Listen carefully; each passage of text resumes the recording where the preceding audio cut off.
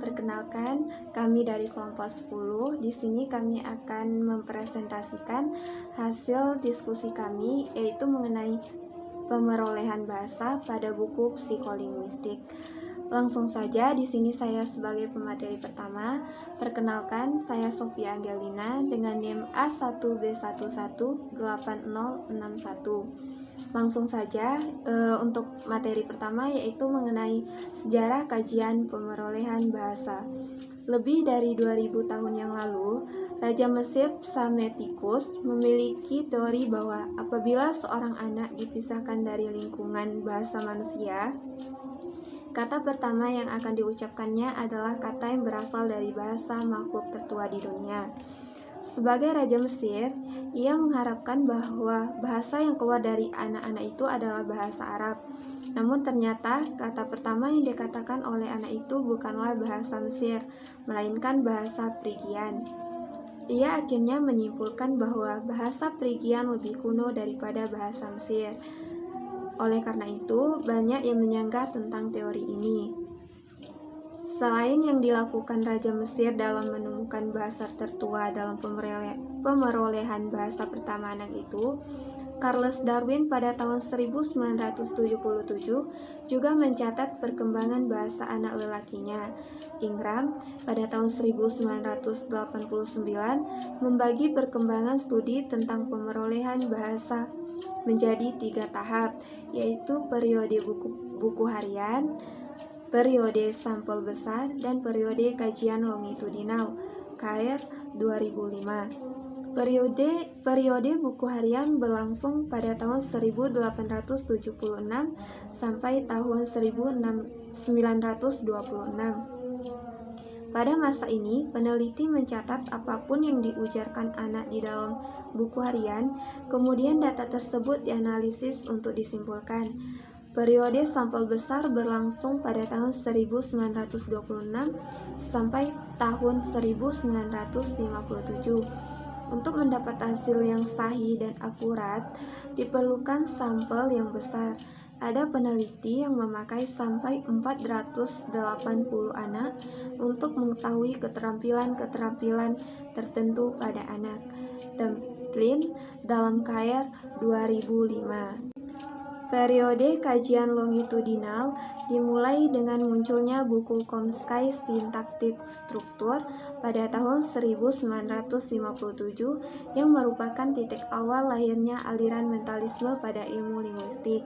Ciri utama periode ini adalah bahwa studi longitudinal memerlukan jangka waktu yang panjang, karena yang diteliti adalah perkembangan sesuatu yang sedang dikaji dari satu waktu sampai ke waktu yang lain. KR pada tahun 2005. Selain itu, jumlah subjek juga lebih sedikit daripada periode sampel besar yang dilakukan oleh aliran behavioristik. Meskipun telah dibagi menjadi 3 periode, bukan berarti setelah periode buku harian berakhir data-data yang telah dicatat di buku harian tidak digunakan lagi. Hal ini dibuktikan dengan karya Leopold yang ditulis pada tahun 1939 yang datanya adalah dari buku harian yang menurut Ingram berakhir pada tahun 1926. Adapun materi yang kedua, yaitu mengenai universal bahasa. Komunikasi adalah proses penyampaian informasi, baik itu ide, gagasan, atau pesan dari satu pihak ke pihak yang lain. Awal mula kata komunikasi adalah dianut dari bahasa Latin, yaitu komunis, yang berarti sama, komuniko, komunikasi, atau komunikaker, yang berarti membuat sama. Secara sederhana, komunikasi dapat terjadi apabila ada kesamaan antara penyampaian pesan dan orang yang menerima pesan. Oleh sebab itu, komunikasi bergantung pada kemampuan kita untuk dapat memahami satu dengan yang lainnya. Natur dan nurtur. Teori natur dan nurtur adalah teori yang mengkaji tentang kepribadian dan biologis yang berkembang secara alami. Natur adalah suatu faktor kepribadian tentang kekuatan biologis yang mengatur perkembangan manusia. Natur dapat diartikan sebagai faktor kepribadian yang berkembang secara alami dan dipengaruhi oleh genetik. Kontribusi natur dan nurtur membentuk kesamaan maupun perbedaan antar manusia. Penelitian dalam genetika perilaku berupaya mengungkap kontribusi dari hereditas dan faktor lingkungan untuk menjelaskan perbedaan individual dalam karakteristik manusia. Natur mewakili warisan biologis seseorang, sedangkan nurtur pada pengalaman lingkungannya. Hampir tidak ada seorang pun yang membantah bahwa perkembangan dapat dijelaskan oleh natur saja atau nurtur saja. Tetapi, beberapa ahli juga menyatakan bahwa pengaruh terpenting pada perkembangan adalah warisan biologis dan yang lain, atau pendukung nurtur, menyatakan bahwa pengalaman lingkunganlah yang merupakan pengaruh terpenting. Teori nurtur adalah teori mengatakan adanya perbedaan wanita dan pria adalah hasil konstruksi sosial budaya sehingga menimbulkan peran dan tugas yang berbeda antara pria dan wanita. Perbedaan itu membuat wanita selalu tertinggal dan terabaikan perannya dan kontribusinya dalam kehidupan berkeluarga, pergaulan bermasyarakat, berbangsa, serta bernegara. Konstruksi sosial menempatkan wanita dan pria dalam perbedaan kelas atau tingkatan-tingkatan. Pria diidentikan dengan kelas borjuis dan wanita sebagai kelas proletar. Pentingnya perbandingan hereditas dan lingkungan adalah persoalan besar di antara para psikolog dan masyarakat umum. Saat ini telah jelas bahwa walaupun beberapa gangguan fisik langka, 100% adalah keturunan. Kecenderungan untuk kebanyakan kondisi normal merupakan hasil kekuatan herediter dan lingkungan yang kompleks. Adapun contoh dari natur, seorang anak laki-laki yang terbiasa berbicara dengan suara lantang karena sang ayah di rumahnya juga berbicara dengan lantang di hadapan sang anak tersebut, lalu menjadi contoh atau panutan perilaku yang wajar bagi sang anak. Contoh yang kedua yaitu ibu yang mengajarkan anaknya untuk tidak bersuara keras kepada orang yang lebih tua. Adapun contoh dari nurtur, yang pertama yaitu anak lelaki yang terbiasa berbahasa Batak, padahal kedua orang tuanya berasal dari Jawa Tengah, yang semestinya berbahasa Jawa halus. Akan tetapi, karena mereka tinggal di Pulau Samosir yang tidak lain semuanya berbahasa Batak, maka sang anak pun ikut untuk berbahasa Batak. Adapun contoh yang kedua yaitu anak remaja berusia 17 tahun memanggil sebutan nama kepada orang yang lebih tua karena ia tinggal di Amerika dan budaya di sana mensetarakan umur dan kebebasan untuk berbicara. Adapun materi yang ketiga yaitu tentang bahasa ibu dan bahasa sang ibu. Bahasa ibu merupakan bahasa pertama yang dikuasai manusia sejak lahir melalui interaksi dengan sesama anggota masyarakat bahasanya, seperti keluarga dan masyarakat lingkungannya. Kepandaian dalam bahasa asli sangat penting untuk proses belajar berikutnya, karena bahasa ibu dianggap sebagai dasar cara berpikir. Berbeda dengan bahasa sang ibu. Bahasa sang ibu adalah bahasa yang sering digunakan ibu dalam komunikasi dengan anak tersebut, seperti menina bobokannya, memanjakannya, dan menyuapinya makan. Bahasa sang ibu mempunyai ciri-ciri khusus. Adapun ciri-ciri khusus bahasa sang ibu, yang pertama yaitu kalimatnya umumnya pendek-pendek. Yang kedua, nada suaranya biasanya tinggi. Yang ketiga, intonasinya agak berlebihan. Yang keempat, laju ujaran agak terlambat. Yang kelima, banyak redundansi atau pengulangan. Dan yang keenam, banyak memakai kata sapaan. Namun ciri-ciri tersebut semakin berkurang sesuai dengan perkembangan anak. Baiklah, hanya itu materi yang dapat saya sampaikan. Selanjutnya kita masuk pada sesi pertanyaan. Adapun pertanyaan pertama yaitu dari Ernawati yang menanyakan tentang bagaimana pengaruh natur dan nurtur terhadap perkembangan anak. Apakah ada faktor yang mempengaruhinya? Langsung saja saya jawab.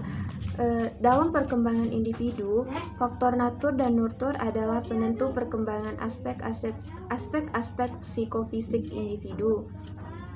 Aspek-aspek perkembangan individu meliputi fisik, intelektual, moral, sosial, emosi, bahasa, dan agama. Perkembangan anak juga dipengaruhi oleh lingkungan. Jadi, faktor pembawaan dan lingkungan sama-sama berperan penting terhadap perkembangan anak. Sekian materi dari saya, selanjutnya akan dilanjutkan oleh rekan saya. Terima kasih. Baik, perkenalkan nama saya Mahdalena Wulandari dengan ujung NIM 77. Di sini saya akan menjelaskan tentang komprehensi dan produksi. Dalam berkomunikasi, penutur asli memerlukan mental yang rinci dari tingkat wacana pada pelaksanaan artikulasinya. Ada dua aspek yang menyangkut mental ini. Aspek pertama berkaitan dengan asumsi tentang pengetahuan intelekutor atau yang diajak bicara. Satu kalimat tidak akan mempunyai makna apa-apa bagi pendengar bila semua informasi yang ada di dalamnya adalah informasi baru. Aspek kedua adalah prinsip kooperatif. Penutur harus memberikan informasi yang pas, jelas, tidak ambigu, dan lain sebagainya. Yang kedua yaitu proses pemerolehan bahasa. Di sini ada 4 langkah untuk kita memperoleh bahasa. Yang pertama yaitu pemerolehan bahasa dalam bidang fonologi. Yang kedua pemerolehan bahasa dalam bidang sintaksis. Yang ketiga yaitu pemerolehan bahasa dari kata dalam bidang leksikon. Yang terakhir yaitu pemerolehan dalam bidang pragmatik. Di sini saya akan menjelaskan pemerolehan dalam bidang fonologi. Pada umur anak 6 minggu, anak mulai mengeluarkan bunyi-bunyi yang mirip konsonan atau vokal. Bunyi-bunyi ini belum dapat dipastikan bentuknya karena memang belum terdengar sangat jelas. Yang kedua yaitu pemerolehan dalam bidang sintaksis. Dalam bidang sintaksis ini, anak mulai berbahasa dengan mengucapkan satu kata. Yang ketiga yaitu pemerolehan kata dalam bidang leksikon. Sebelum anak dapat mengucapkan kata, dia memakai cara lain untuk berkomunikasi. Dia memakai tangis atau gestur tubuh, gerakan tangan, kaki, mata, mulut, dan lain sebagainya untuk mengungkapkan suatu kata yang ingin ia ungkapkan kepada si pendengar. Selanjutnya yaitu yang terakhir, pemerolehan dalam bidang pragmatik. Pragmatik adalah studi tentang penggunaan bahasa dalam hubungan dengan orang lain. Baik, selanjutnya saya akan menjawab pertanyaan dari Istiningdia dengan ujung NIM 053. Di sini beliau menanyakan apa saja langkah umum dalam produksi ujaran. Di sini dalam proses ujaran dibagi menjadi 4 tingkat, yaitu yang pertama yaitu tingkat pesan, di mana pesan yang akan disampaikan diproses. Pada tingkat pesan ini, penutur mengumpulkan nosi-nosi dari makna yang ingin disampaikan. Yang kedua yaitu tingkat fungsional, di mana bentuk leksikal dipilih lalu diberikan pesan dan fungsi sintaksis. Pada tingkat fungsional yang diproses ada 2 hal. Yang pertama, memilih bentuk leksikal sesuai dengan pesan yang akan disampaikan. Yang kedua, memberikan fungsi pada kata-kata yang akan dipilih atau yang telah dipilih. Yang ketiga yaitu tingkat posisional, di mana konstituen dibentuk afiksasi dilakukan. Pada tingkat pemrosesan ini diurutkan pada bentuk leksikal pada jenjang linear. Selanjutnya, yang terakhir yaitu tingkat fonologi, di mana struktur fonologi ujaran itu diwujudkan. Pada umumnya, tingkat fonologi menerapkan aturan fonologi bahasa yang bersangkutan. Baik, sekian hanya itu jawaban dari saya. Bila ada kata-kata yang salah, tolong dimaafkan. Baik, selanjutnya akan dijelaskan kepada rekan saya. Terima kasih. Baik, perkenalkan nama saya Mona Lisa Senanta Purnamasari, NIM A1B1180085. Sini saya akan melanjutkan materi selanjutnya, yaitu pengembangan piranti wacana. Pada anak, wacana umumnya berbentuk percakapan antara anak dengan orang dewasa atau dengan orang lain. Percakapan seperti ini dapat berjalan cukup lancar karena interlokutor anak adalah orang-orang dekat yang umumnya memberikan dukungan kalimat-kalimat penyambung. Contohnya, habis itu, kemana si kancil pergi? Dan yang dibicarakan adalah hal-hal yang dikenal anak. Pada percakapan antar orang dewasa, dukungan kalimat penyambung ini tidak ada atau tidak digunakan. Akan kedengaran aneh kalau antar orang dewasa ada kalimat seperti, "Pak, habis itu, kemana si Ahmad pergi, Pak?" Percakapan antar orang dewasa didasarkan pada asumsi akan adanya pengetahuan tertentu pada si interlokutor, sehingga informasi sudah dapat dipilah-pilah menjadi mana yang lama dan mana yang baru. Materi selanjutnya yaitu waktu pemerolehan bahasa dimulai. Berbahasa mencakup komprehensi maupun produksi. Maka sebenarnya anak sudah mulai berbahasa sebelum dia dilahirkan. Melalui saluran training, anak telah terekspos pada bahasa manusia waktu dia masih janin. Kata-kata dari ibunya tiap hari dia dengar, secara biologis kata-kata itu masuk ke janin. Kata-kata ibunya ini rupanya tertanam pada janin anak. Itulah salah satu sebabnya mengapa anak lebih dekat dengan ibunya daripada ayahnya.